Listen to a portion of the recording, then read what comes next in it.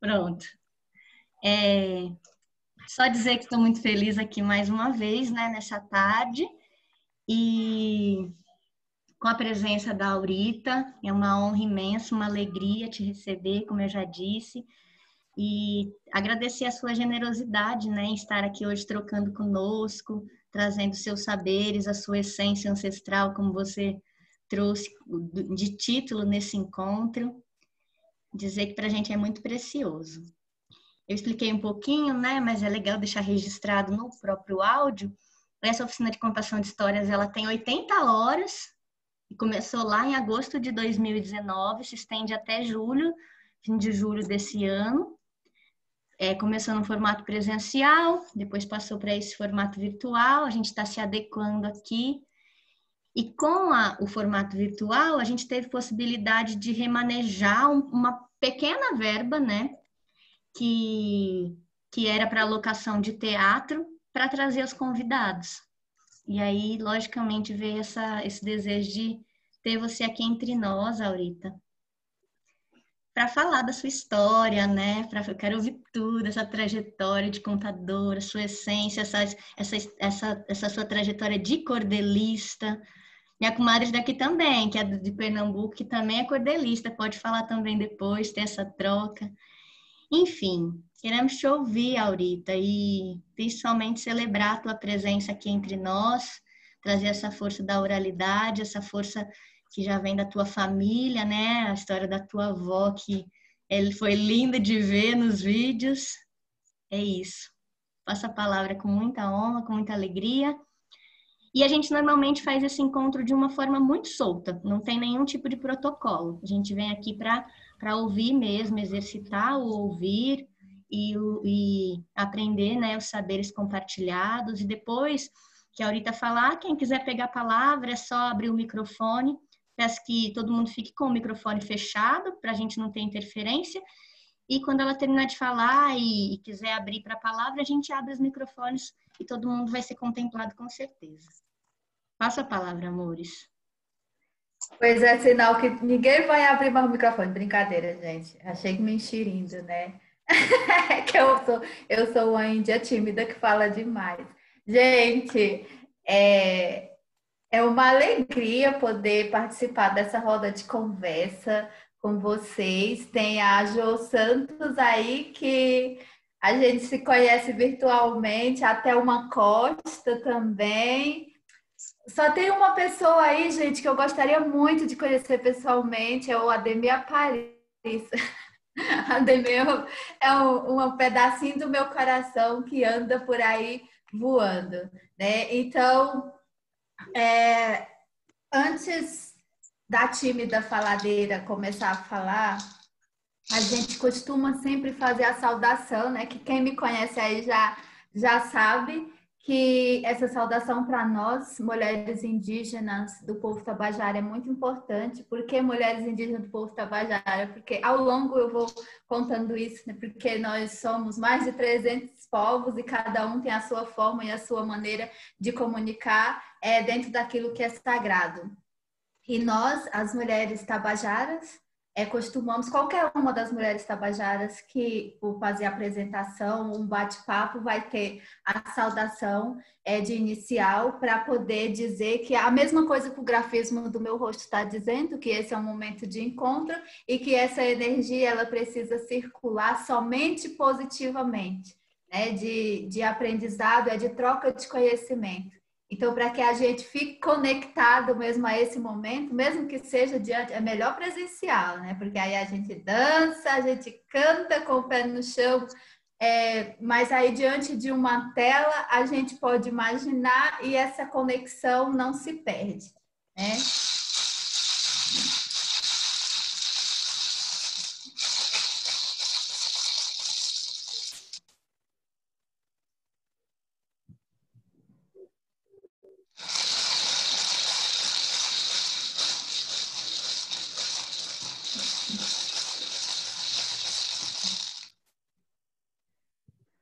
Na nossa aldeia tem sementes para plantar, Temos arcos, temos flecha e um pajé para nos curar. Meu pai Tupã, meu pai Tupã, meu pai Tupã, quem nos permite aqui estar. Meu pai Tupã, meu pai Tupã, meu pai Tupã, quem nos permite aqui estar.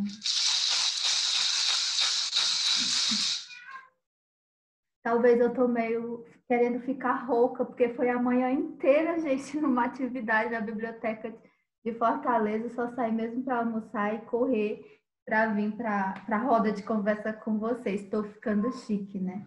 Então, a garganta tá meio... Pois é, quem recebeu o meu texto de apresentação foi o Ademir quem?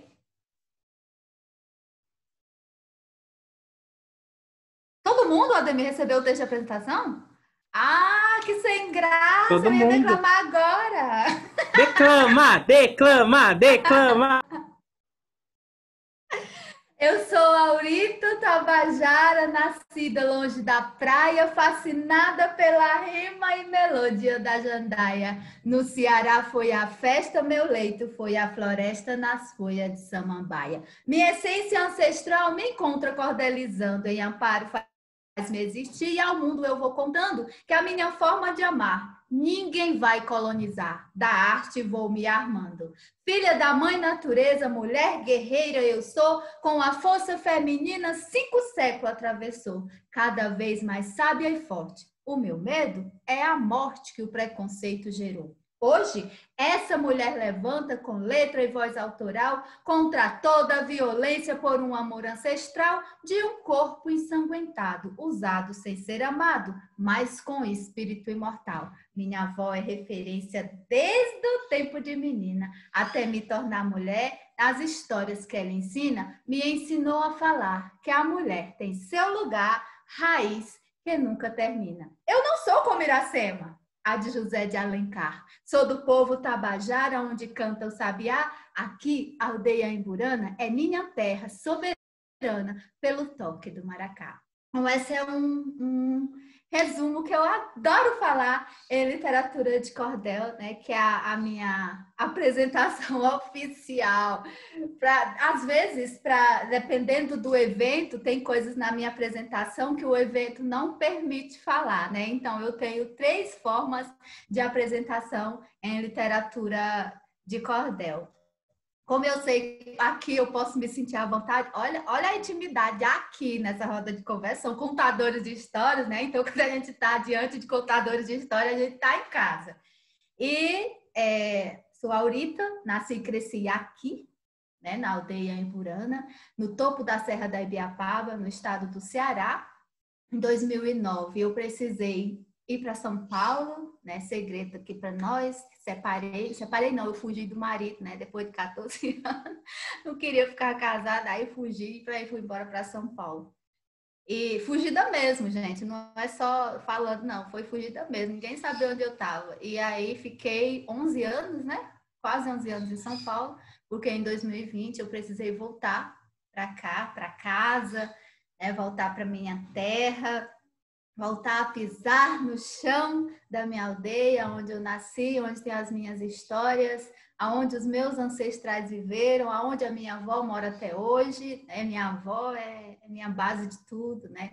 92 anos, parteira, benzedeira, mesinheira e uma das maiores contadoras de histórias, né? Falante do tronco tupi antigo, e a minha avó é meu orgulho de tudo, por isso que em qualquer lugar que eu tô, eu falo mesmo da minha avó para iniciar a minha fala e me dá boas energias e me dá boas inspirações, porque minha avó é minha avó. E eu sou muito grata, gente, ao universo por me permitir, nessa pandemia, em tempos tão difíceis que a gente está vivendo, poder conviver com a minha avó, ouvindo as histórias que ela conta, com mais amadurecimento, assim, eu tô falando, eu com mais maturidade, né? Não que antes, porque eu escuto a história da minha avó desde a barriga da minha mãe, né? Por isso que eu chorei lá na barriga, porque eu dizia, ai, vó, ó, ela já disse que era um grito de resistência, o meu choro na barriga.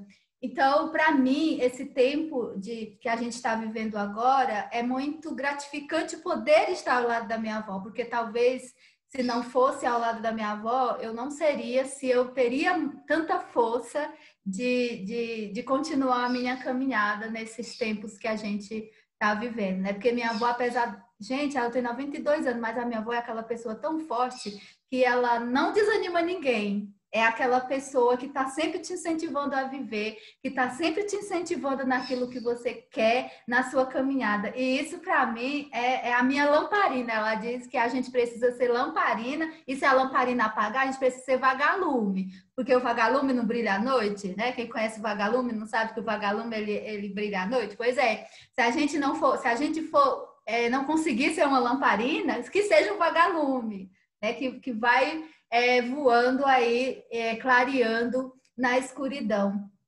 Então, só para começar dizendo que a minha avó é a minha referência de tudo, principalmente em duas coisas na minha vida, que é a contação de histórias e dentro da literatura, né? Porque a minha avó, ela não sabe ler nem escrever, mas ela sabe muito bem explicar as coisas da natureza, as coisas que são sagradas para nós, através da contação de histórias. E é por isso que eu quero seguir essa caminhada, né? Com o meu maior sonho era escrever a minha história em literatura de cordel, porque eu fui alfabetizada através da literatura de cordel em casa, né? Não tive a oportunidade de ir para a escola quando muito pequena. Então, a minha alfabetização foi aos 6 anos, em casa por uma tia que precisou também aprender a ler e escrever, fazendo receitas de comida na casa das pessoas ricas, e aí foi ela que me alfabetizou. Então eu só fui para a escola aos 9 anos, né? Dizem que eu fui uma menina muito danada na escola, só tinha eu de indígena numa escola convencional, então era diziam que eu era a índia feia do bucho quebrado, né? Eu até falo isso no meu livro, era a índia feia do bucho quebrado, que não queria, aos 9 anos eu já não queria que me enquadrasse em padrão nenhum. Eu queria, os professores colocavam lá o texto de matemática na lousa e eu respondia o texto, as problemas, aquelas coisas de matemática, e eu respondia tudo em cordel. E isso era uma atrapalhamento, sei lá como é que chama, uma coisa que atrapalhava a escola, né? Que atrapalhava a sala de aula. Então eu fui aquela menina com a minha avó, dei muito trabalho para minha avó nessa questão de ser chamada para a escola, que os professores não sabiam por que eu era tão ativa. Na verdade, não diziam que eu era ativa, diziam por que eu era tão danada, por que eu não gostava de fazer as contas de matemática, por que eu não queria, eu queria sempre estar dando aula junto com o professor. Então, eu fui essa menina desde os 9 anos, porque já sabia ler, já sabia escrever quando cheguei na sala de aula, né? E queria estar sempre dentro da arte, tudo era no cordel, ou na música, ou na dança, era aquela indiazinha lá do olho, mandavam eu abrir o olho, né? Porque meu olho fechado, meu olho inchado, e diziam assim, vai abrir esse olho, né? Quando estava acontecendo as atividades na sala de aula, que era aqueles grupinhos das crianças, eu queria ficar em todos os grupos, né? Queria ajudar todos os grupos, aí dizia, vai abrir esse olho, menina, sai pro teu canto, né? Essas coisas. Então, eu acho que é por isso... Eu já nasci sem querer me enquadrar em padrão nenhum e querendo ser eu mesma. Os meus objetivos da minha vida nunca deixei ninguém atrapalhar. Sabe? Essa coisa de que quando você quer, você pula pedras, como diz a minha avó, que eu sempre lembre do meu nome, significa pedra de luz. Então, essa pedra de luz, nem que seja a bundinha do vagalume, mas ela precisa brilhar. E foi nisso que eu acreditei, minha gente. E eu acho que é por isso que hoje eu estou aqui, essa mulher firme e forte mesmo, depois de ter passado por uma história. Minha história é tão doida, minha gente, que virou o livro, né? O Coração na Aldeia e Pés no Mundo, e o filme, porque o filme vai ser lançado agora. Então, para vocês terem noção de como essa história é muito, muito louca, né? Muito doida. Quando eu quis escrever a minha história aos 9 anos, o primeiro rascunho, né? É até sem graça contar, porque o Aparício já até conhece essa história. Aparício. Mas adoro te ouvir, mulher. Conta. Quando eu aprendi, eu quis escrever a minha história aos 9 anos, em cordel. Aqui, hoje, a gente... hoje mesmo, eu não estou no espaço onde eu nasci, porque eu precisei vir para a cidade para fazer esse bate-papo, né? Porque a internet lá é ruim, não dá para puxar. Então, eu sempre venho para a cidade para poder fazer as lives. Tem as coisas que são da memória da minha infância, né? Os pés de caju, os pés de timbaúba, todas aquelas coisas que traz muito forte a memória da minha infância, eles existem hoje, até hoje, né? E aí, quando eu quis escrever a minha história aos 9 anos, eu escrevi muito rápido, né? Numa folhinha de papel amarelada, porque não tinha caderno, não tinha condições de comprar um caderno. Meu sonho era ter um caderno de capa dura, minha gente. Nossa, como era lindo um caderno de capa dura. E aí tinha só aquela folhinha amarelada, escrevi muito rápido. Nossa, uma felicidade, uma vontade de mostrar para minha avó. E a minha avó é aquela pessoa muito do silêncio. Ela fala antes com o silêncio para depois falar com as palavras, né? Escrevi em cestilha, a Thelma, que é cordelista, ela sabe aí. Escrevi na cestilha e fui mostrar para minha avó, toda animada. E aí, igual como eu falo muito, né? Ali muito rápido para minha avó. E minha avó embaixo do pé de caju, com a bengala dela na mão, olhou, deu aquela olhada lá pro horizonte. Minha avó agora adorava estar com um cachimbo na mão quando a gente ia falar com ela, né? E ela primeiro fumava, pitava, como ela fala, para depois responder a gente. Deu aquela olhada lá para o horizonte. Eu esperando a minha avó dizer: ai, como tá linda, minha neta, a sua história. Que escrita maravilhosa, né? Eu lá esperando a minha avó falar. Minha avó só balançou com a cabeça. Minha neta, não esqueça do seu nome. Você só tem 9 anos. Você ainda tem muito o que escrever. Você ainda vai se casar. É a coisa que até hoje eu nunca esqueci, é dessa palavra casar. Minha gente, eu tenho um trauma de casamento. Quando ela disse que eu ainda ia me casar e que ainda ia ter outras histórias para contar, e como eu fiquei triste, né? Não entendi, eu só tinha 9 anos, voltei para dentro da nossa casinha com o papel embaixo do braço e fiquei pensando, mas por que a minha avó não disse que tá tão bonito? Tá tão bonito. Quando eu fui embora para São Paulo em 2009, aí eu me casei, gente, novidade, aos 17 anos. Me casaram, né? Porque a gente tem toda essa tradição, que não, né? Enfim, passei 14 anos casada. E é porque eu queria casar, se quisesse. Aí, aos 14 anos, não aguentei mais, aí fui embora para São Paulo. Adivinha só o que eu levei? Somente os meus documentos e o rascunho da minha história aos 9 anos. E aí, em São Paulo, começa uma outra história, uma nova trajetória e o rascunho lá. Aí, quando foi em 2018, virou o Coração na Aldeia e Pés no Mundo, né? Que hoje é o meu carro-chefe. Tem outras publicações, tem outros livros, mas é o livro que conta a minha história e que tem os primeiros versos, as primeiras estrofes são a essência da minha escrita dos meus 9 anos. Eu só mudei alguma coisa, óbvio, porque tem que publicar, tem que estar dentro do padrão, né?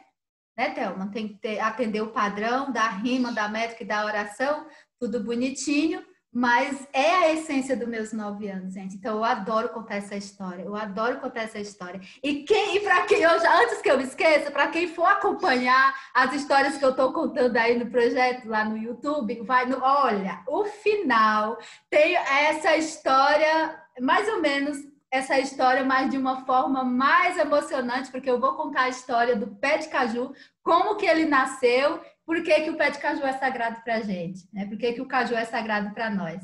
Ah, não é não, Aparício?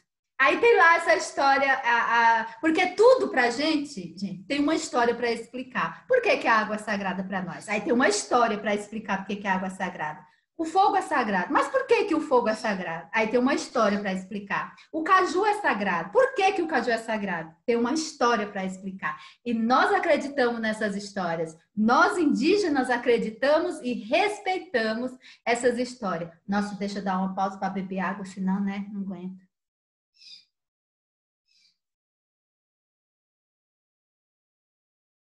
Já pode ir para as perguntas?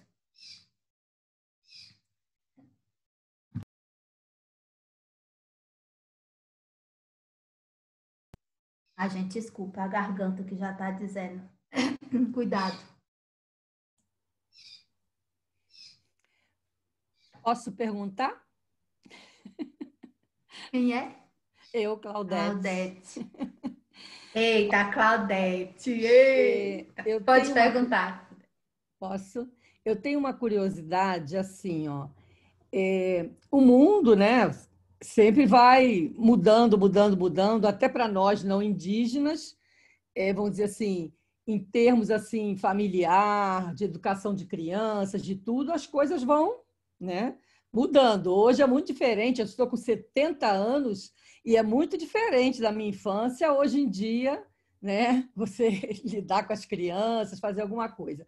E eu tenho uma ligação, não sei de onde vem, muito forte com os indígenas. Sempre gostei muito de saber, sabe? Eu tenho uma curiosidade muito grande. E eu queria saber de você o seguinte: quais são os principais desafios hoje na manutenção no teu povo, né? Você fala do seu povo, são vários povos, mas da tua vivência, quais são os maiores desafios para se manter em termos da comunidade mesmo, lá no meio de vocês, manter essa cultura com as novas gerações, tá? Em termos de rituais, se ainda existe, como é que é, alimentação, como que é passar isso e como que é essa coisa da criança ir para a escola, né? Se hoje em dia sai de lá da aldeia, vai para algum lugar fora, se já tem alguma escola, como que é toda essa movimentação dentro da comunidade hoje? Certo. Os desafios são muitos. Até porque, Claudete, a cidade já chegou até a gente. Não foi a nossa aldeia que chegou na cidade, foi a cidade que chegou até nossa aldeia. Aqui, hoje, onde eu estou, na cidade, é onde existe o centrão da aldeia do povo Tabajara. Eu estou morando no mais afastado daqui a quase 75 quilômetros, que ainda faz parte, mas foi aonde a minha avó nasceu, foi toda aonde tem toda a minha história de ancestralidade, e tem até uma história meio triste no meio de tudo isso, né? Porque tiraram a minha avó de lá. Ah, eu não vou contar não, deixo para vocês verem no vídeo que eu faço lá na 10ª história no YouTube. Enfim, mas aqui hoje o maior desafio é com a nossa terra, né? A terra dos povos Tabajara, que ainda está em fase de demarcação. Então, essa é uma dos maiores desafios e é uma luta constante para tanto velho quanto jovem, novos crianças, enfim.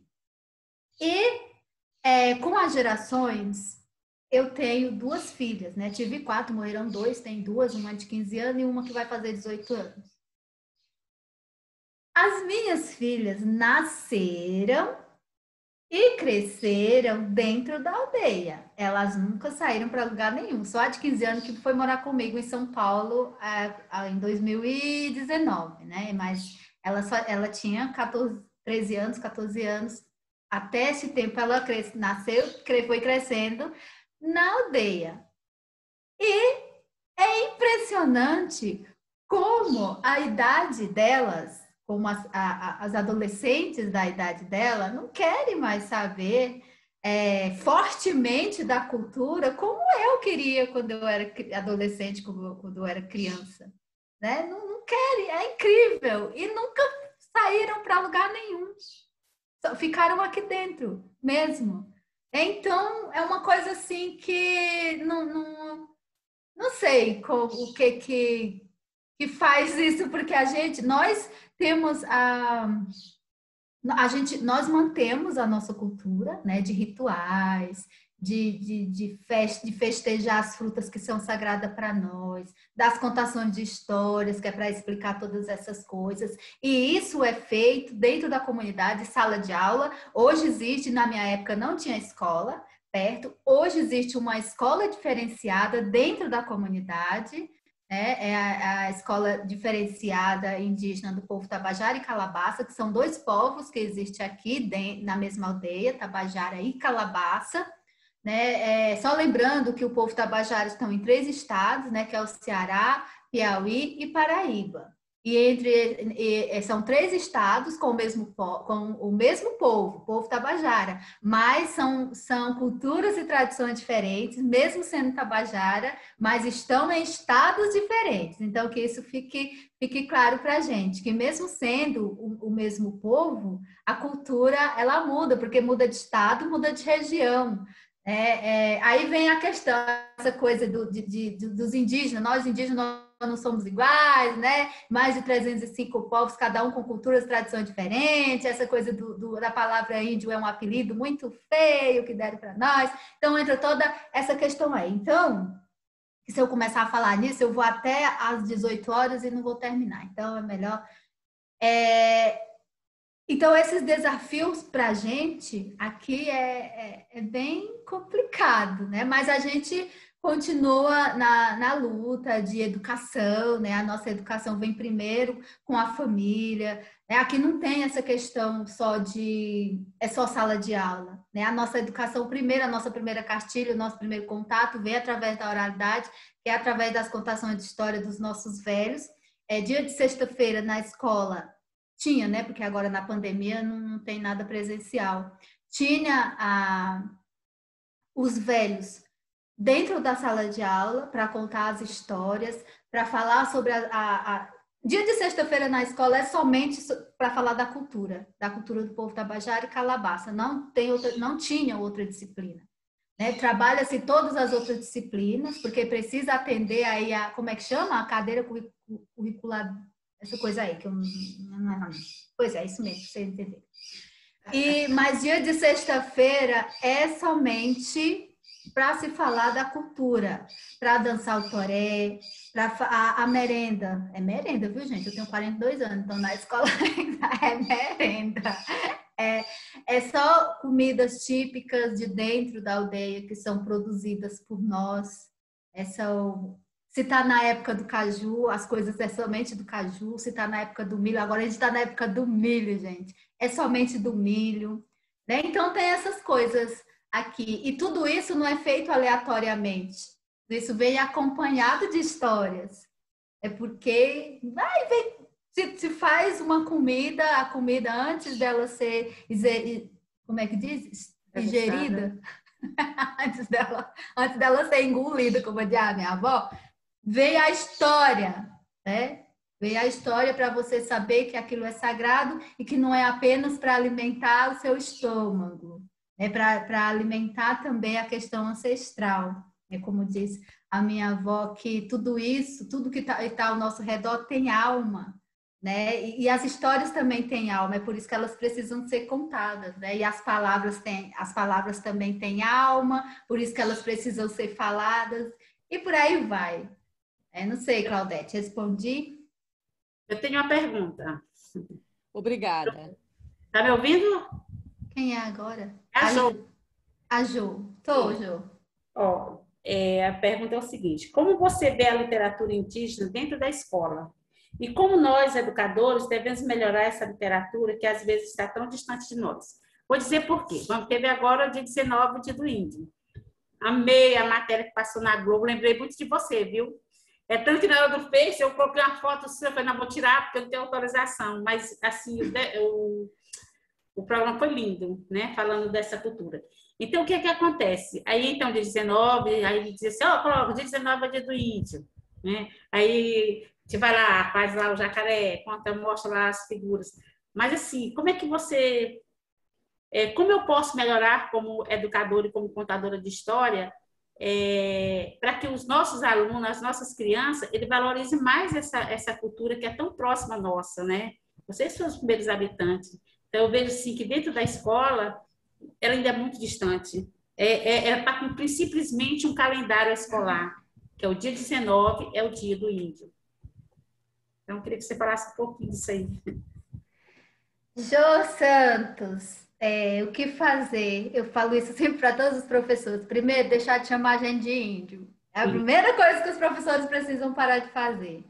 É deixar de chamar os índios, né? E chamar pelo nome da sua etnia, porque cada povo tem o seu nome, tem a sua etnia, né?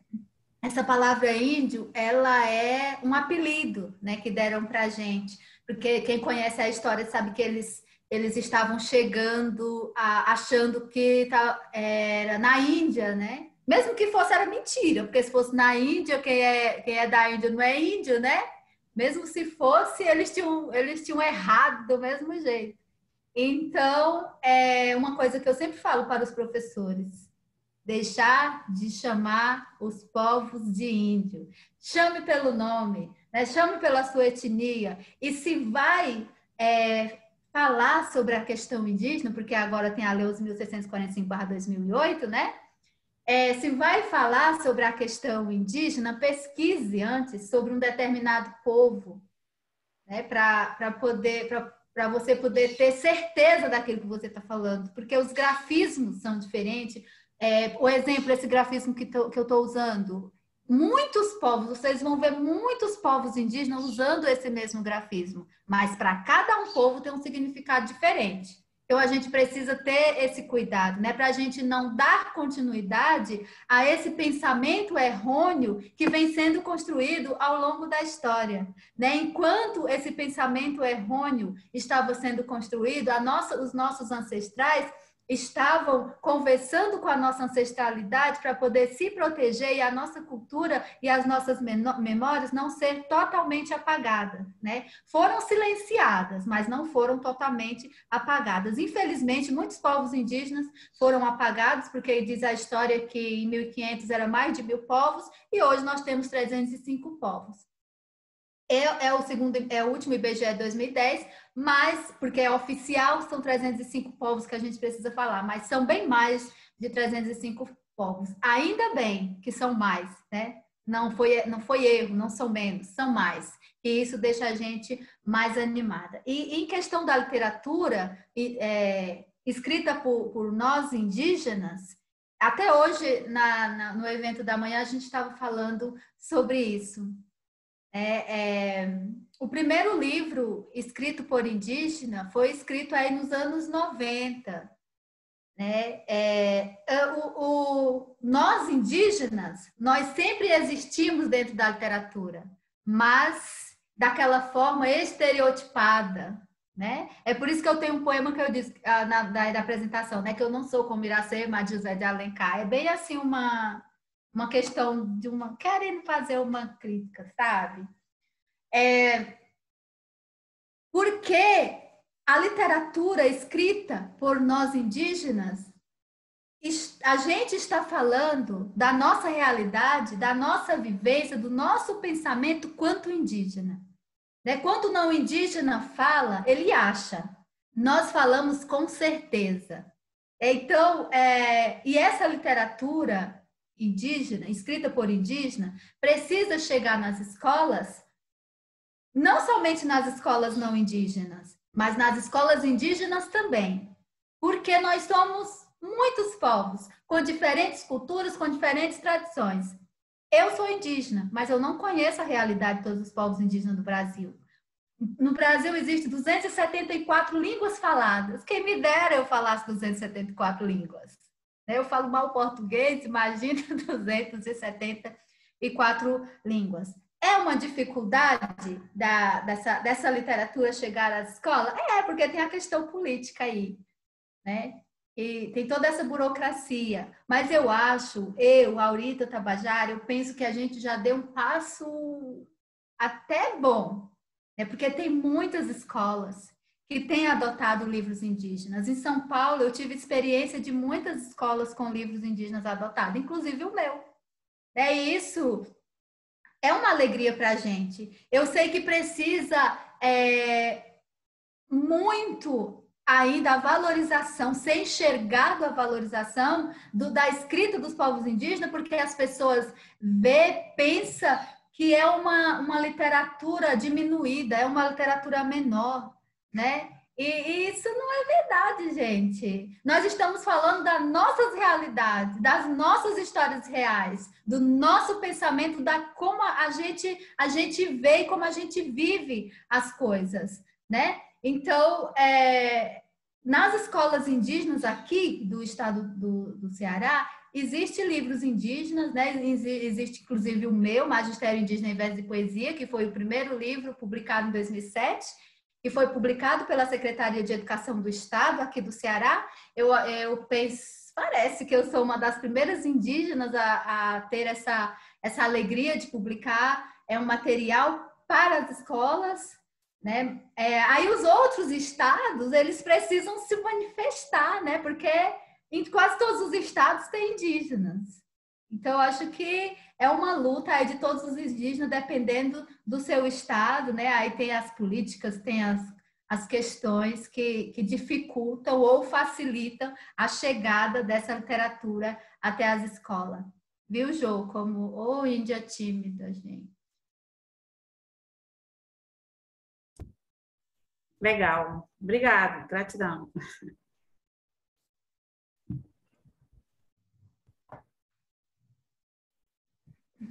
Vamos adquirir seu livro para mim contar essas histórias aí, viu? A Juliana pediu para pegar a palavra, amor. Com licença. Bom, primeiro eu quero agradecer imensamente a Aurita, né? Mas quero agradecer primeiro a Poliana, né? Por ser a pessoa que conduz, né? Esse curso que é um percurso. Vocês estão me ouvindo bem? Então, né? De forma tão maravilhosa, né? Trazendo sempre pessoas para conversar com a gente. E que não somente neste mês de abril a luta dos povos indígenas seja lembrada, mas que seja lembrada diariamente, cada vez mais, e principalmente nesses tempos em que estamos vivendo, né? Tempos pandêmicos, fascista, com muitos massacres, tanto, né, dos povos originários, de diversos povos, quanto da nossa Pachamama, né? Eu estou muito emocionada. Eu queria falar, assim, só brevemente, assim, do xamanismo, né? Faz um pouco mais de 5 anos que eu conheci a ayahuasca, né? Em Ribeirão Preto, que é o interior de São Paulo. E eu sei que existem muitas casas, e sejam elas de Santo Daime, né? Ou xamânicas, com várias linhagens. Eu pude ler um pouco de um livro do Acaê Isramana, não sei como se pronuncia, né, mas falando das diversas linhagens. Então, o quanto nós que somos povos não indígenas conhecemos muito pouco mesmo, né, e como é importante saber a forma correta de falar as coisas, né, e o respeito. Então, só o que eu queria, assim, saber mesmo como que cada vez mais nos ambientes, dentro das ritualísticas que nós fazemos, aqui na casa que eu frequento, tô nesse espaço agora, com muito, muito cuidado que nós fazemos e sempre de forma politizada, né, honrando as raízes e tendo uma postura política, né, em relação a questão da presidência, né, se colocando contra, sabendo que é importante ocupar os espaços e cada vez mais sensibilizar para que nós possamos sair dessa fase em que estamos e entrar numa outra fase mais humanitária, igualitária, que olhe para o todo, né, que precisa ser olhado, e parar de acabar com tudo como está sendo feito. Então é muito doloroso quando a gente vê essas coisas acontecendo e um sentimento de impotência muito grande, uma vontade muitas vezes de ir até os locais auxiliar, apagar o fogo, como estava acontecendo há um tempo atrás na Amazônia. Então, o que você sugere, não somente na parte educacional, que, claro, que tudo, a raiz, né, aqui no meio urbano é a educação, e nós estamos enfrentando esses problemas há muito tempo, mas como que nós, povos não indígenas, podemos honrar de forma a fazer a nossa parte? É isso. Gratidão. Juliana, eu não entendo muito da ayahuasca porque não é a nossa bebida, né? A nossa bebida é o mocororó. Então, a ayahuasca é aí do pessoal mais distante da gente. Eu já tomei ayahuasca em um ritual em São Paulo com os Runicuim, né, do Acre, que nós indígenas nós temos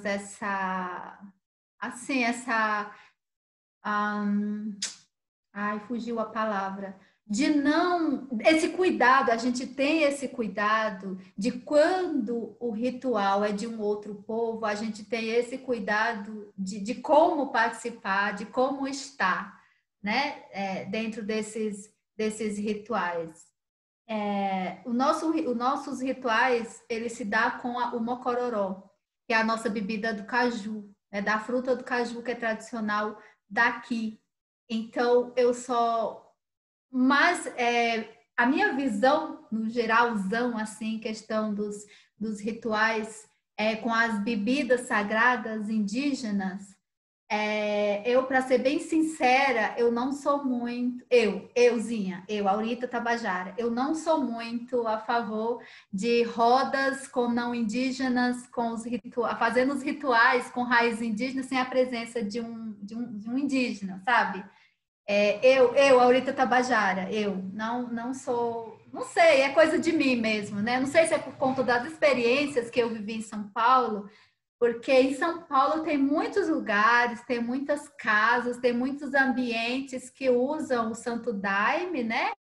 Que usam a ayahuasca em outros rituais.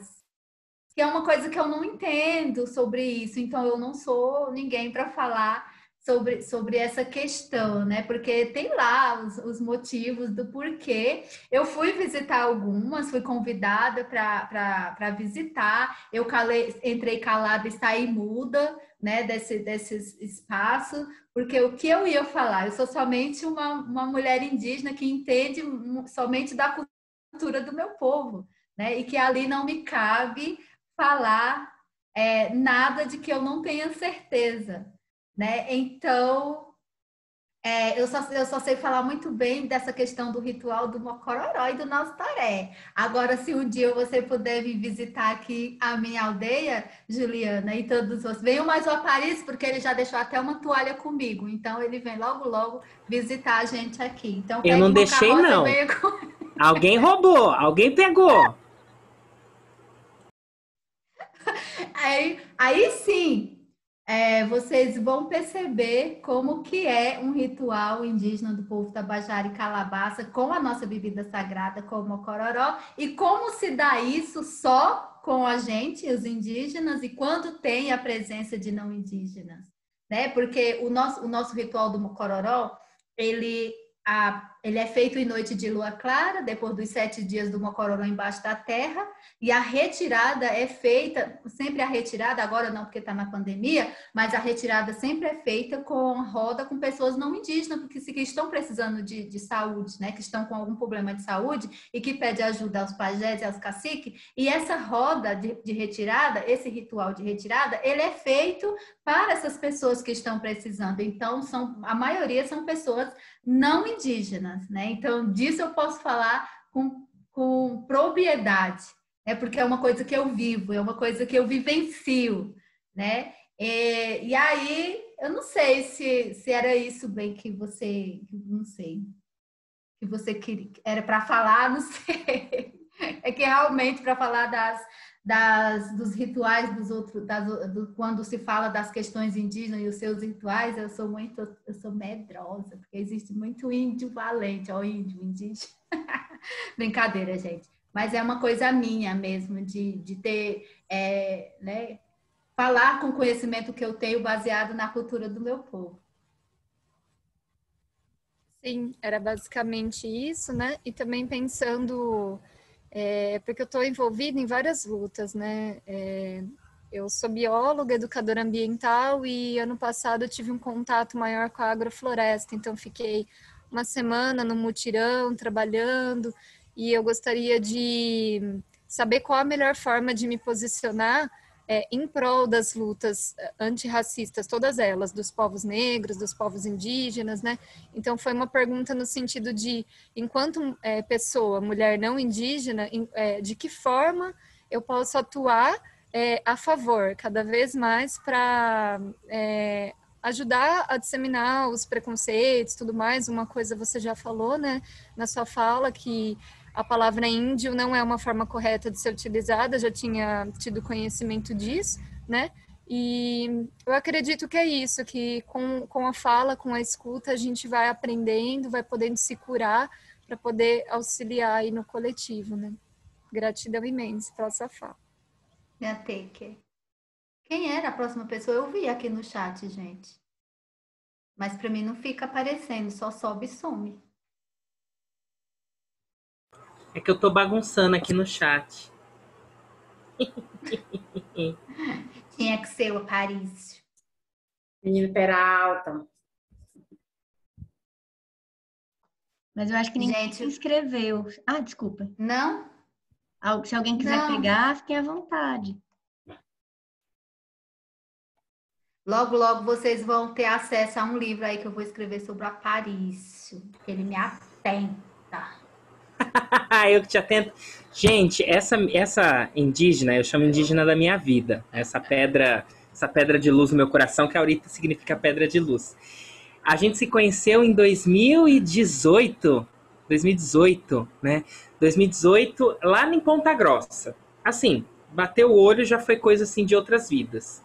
E a gente se grudou, a gente ficou uma semana junto. Onde tava um, tava o outro. O outro soltou um peido ali, o outro já tá cheirando aqui. A gente ficou junto o tempo todo.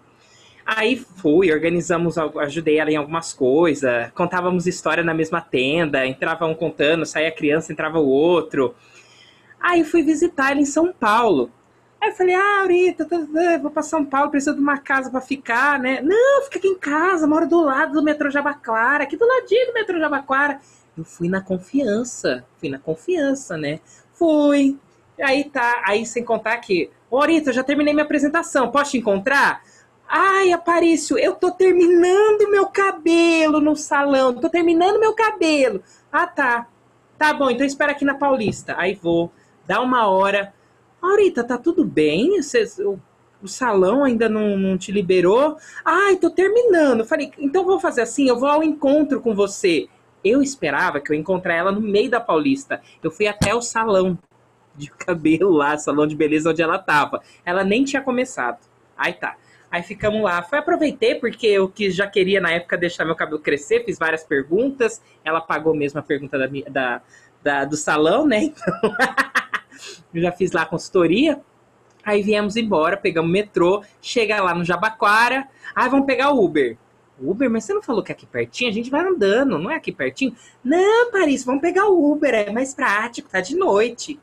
Gente, foi um sequestro. Eu comecei a mandar mensagem para as pessoas que era um sequestro.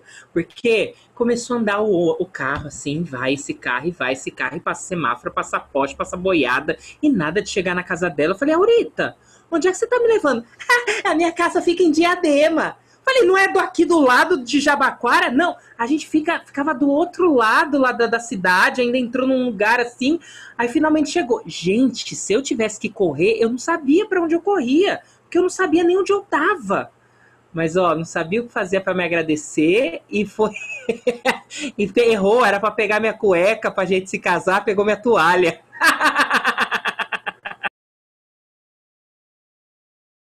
Gente, eu tô suando de rir desse Aparício. Ô, Aparício que gosta de exagerar. Contador de história, gosta de exagerar as coisas, né? Eu acho que a única sou eu que não gosto de exagerar as coisas. Menina, mas em Ponta Grossa foi uma história assim. Eu conheci o Aparício e parecia que eu já conheci o Aparício de não sei quantas vidas. Naquele momento, eu fui convidada pela Renner para fazer um Foi, texto, foi. para Renner, para fazer um texto para uma estampa de uma camiseta. E eu não sabia o que fazer, gente. Era uma coisa que estava me surpreendendo, era novo para mim, né? Aquele convite, eu corri para Paris. Paris, me ajuda, o que é que eu faço para responder isso aqui? O Aparício, menina, em pé, a gente em pé ali no negócio, que eu não lembro mais nem exatamente encostado no que. O Aparício fez o rascunho ali bem rapidinho, sabe? Do negócio do projeto. E ali mesmo eu enviei. Pois não é que eu fui chamada, que eu fui selecionada, deu certo. E menino, foi a primeira coisa que o Aparício fez por mim, assim, sabe? Uma coisa que ele nem me conhecia direito, acho que com 2 dias, um dia, sei lá, que a gente tinha se visto, e já começou a rolar, sabe? Essas coisas. Eu, não, gente, eu preciso pegar a cueca desse homem para eu casar com ele, não tem como. A Aparício foi para minha casa e deixou a toalha. Eu vim embora para o Ceará, trouxe essa toalha, ela tá aqui comigo. E eu ainda falei pra ela no dia, eu falei, Aurita, deixa a toalha aqui, ó, no final da cama, que eu sei que eu tenho que levar. Não, Paris, coloca no varal, tá molhada, coloca no varal. Aí, ó, deu no que deu. Eu lembro que eu lembro que quando eu fechei esse trabalho, eu tava ouvindo umas coisas dela conversar com a pessoa, que eu falei, não, Aurita, tem direito de imagem, tem umas coisas ali. E daqui, fala que você vai conversar com o seu produtor e depois você volta a conversar com a pessoa.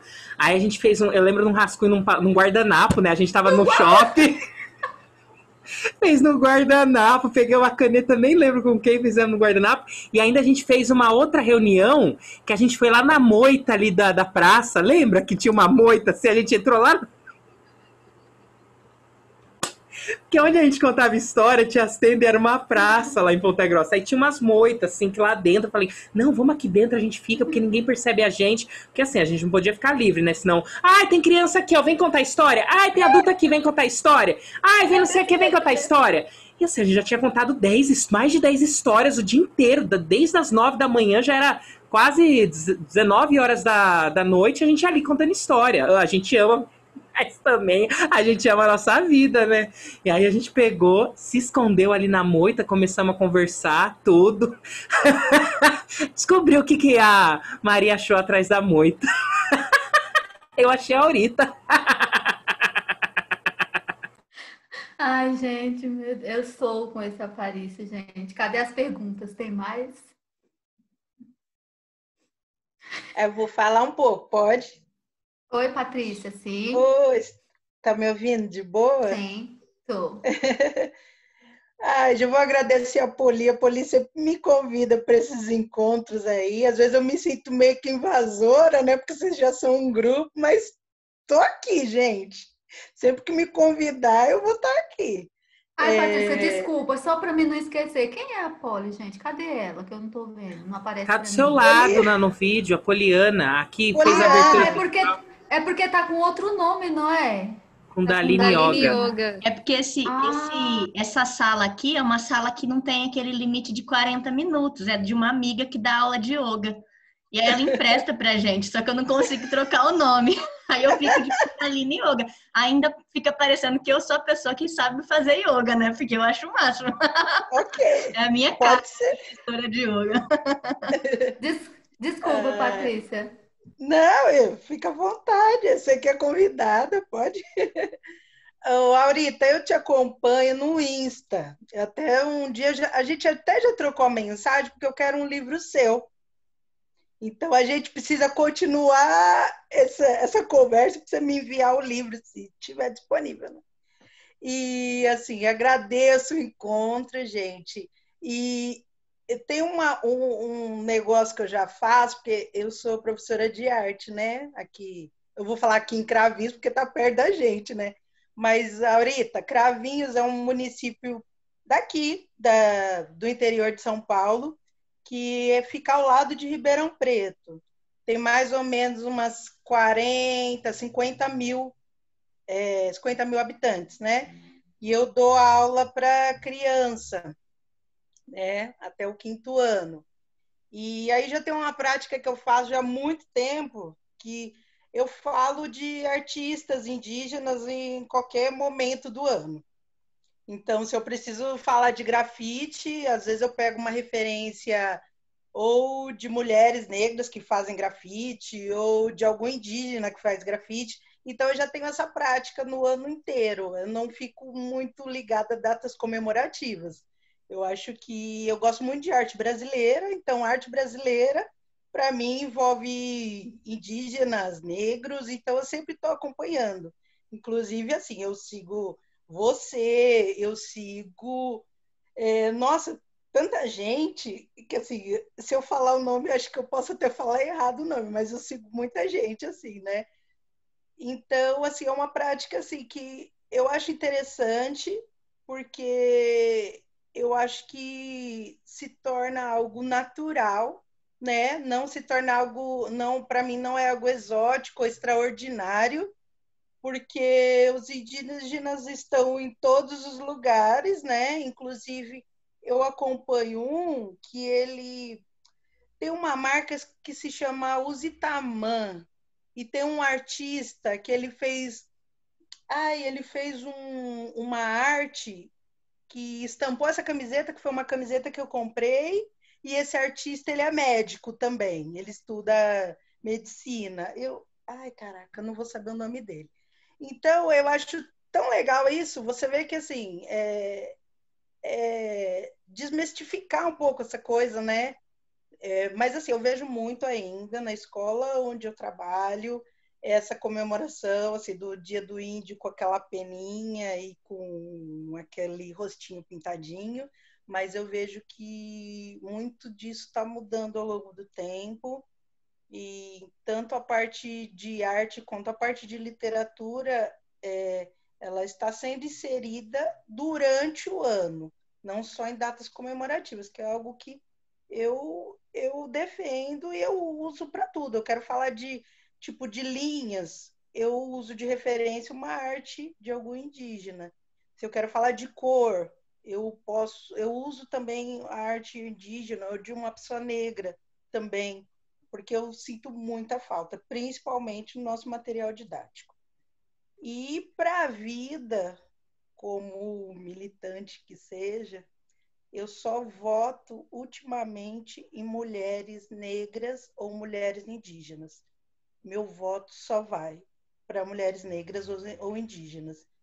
Inclusive, as 2 últimas que eu votei se elegeram e eu estou muito feliz.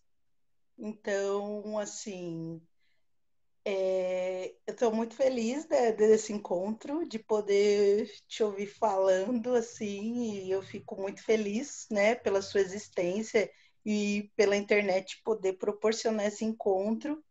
E espero que um dia a gente possa se ver pessoalmente. Eu quero seu livro, eu quero que você fale um pouquinho mais das ilustrações, né? Se eu não me engano, é Chilo, as ilustrações do seu livro. É isso? Então, eu queria que você falasse um pouquinho, porque assim, esse ano ainda vou falar um pouquinho com os alunos de estilogravura, então eu vou pegar várias referências que, que estão, né, aí de vários artistas. Então é isso, eu só queria mais agradecer mais e falar um pouquinho dessa rotina aí que eu tenho com a minha galera, né? Amanhã, por exemplo, eu vou falar da Dayara Tucano, porque eu vou falar de. Eu peguei 2 obras de arte dela, uma chama Lua, outra chama Sol, porque eu quero falar de linhas curvas, então eu usei as 2 referências, né? E aí calhou de ser nessa semana de comemoração aí, mas eu não fiz pensando na semana, eu fiz como referência do que de uma obra de arte que eu precisava falar, né? Então é isso. Obrigada, gente. Obrigada, Poli. Obrigada, galera toda aí. E é isso. Patrícia, nossa, eu fico alegre, nossa, imensamente alegre em saber que tem professores que trabalham a questão indígena o ano inteiro, assim, né? Em outras épocas do ano, não somente no mês de abril, nem no dia 19, porque infelizmente, hoje a gente já deu uma melhorada, eu digo, a educação, as escolas, né? Já tem escola que pensam na questão indígena no ano inteiro, mas ainda, infelizmente, existe muitas escolas que a questão indígena é só dia 19 de abril. Por que que eu digo isso que existe muitas escolas? Porque o mês de abril, gente, eu sou muito procurada para contar histórias nas escolas. Dia 19 é incrível como dia 18 meu telefone não para, porque todo mundo quer história amanhã, dia 19, como se eu tivesse disponível, fosse aquele robozinho que tivesse disponível assim. Não é assim, né? Eu tenho uma vida também. E a questão indígena, as histórias indígenas, elas precisam ser contadas, não é só no mês de abril, nem só dia 19, né? Todos os dias é nosso dia, do não indígena, do indígena, das pessoas que estão vivos. Se o dia não fosse um presente, alguém já ouviu isso? Não se chamaria presente, porque é um presente dado pelo grande Criador. Por isso que se chama presente. E a gente precisa celebrar esse presente, são todos os dias, né? E a questão indígena, infelizmente, ainda há muito esse pensamento errôneo de que o dia do índio, 19 de abril, né? Ainda bem que nós indígenas pensamos esse mês de abril como um mês de resistência. Já que é o mês de abril que as pessoas procuram mais, vamos falar de resistência, né? Vamos falar da nossa realidade, das nossas vivências, vamos tentar desconstruir esse pensamento, né? E em São Paulo eu presenciei escolas ainda com a peninha, só uma peninha, né? Que as crianças estavam esperando a Aurita chegar na sala pelada, só com a pena na frente, né? E teve escolas que eu fui escondida, a professora me escondeu, não podia aparecer antes de estar todo mundo ali assentadinho, bonitinho, sem ninguém falar, sem uma criança se mexer, e eu estar toda a caráter, não podia estar sem caracterização, porque senão ia fugir do que a professora tinha falado em sala de aula.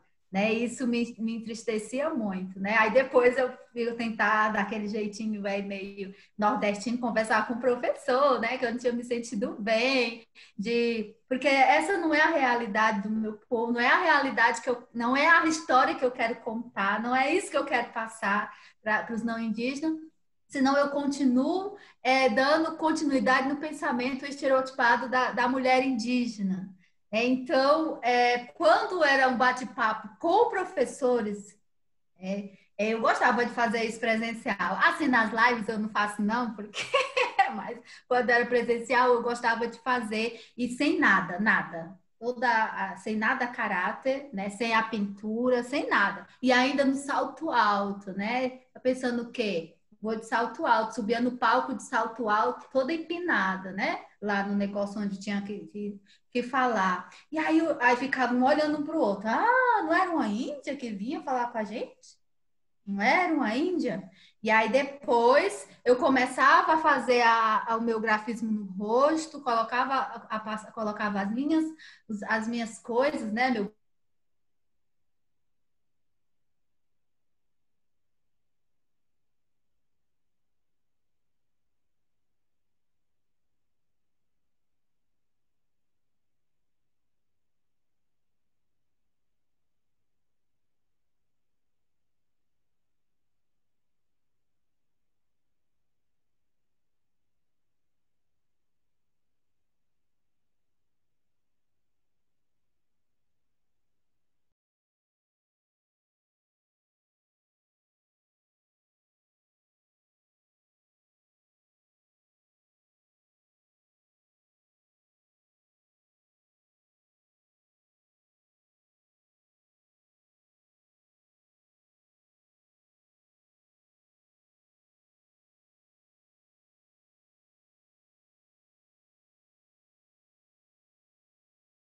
como que for para comer e usa.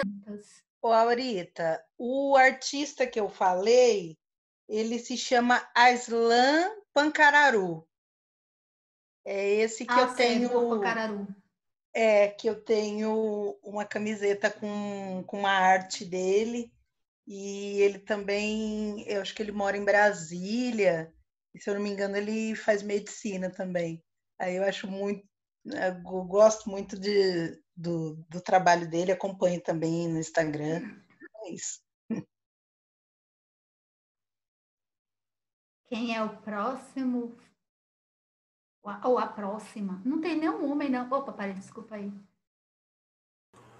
Ah, eu sou um menino, então tá tudo certo.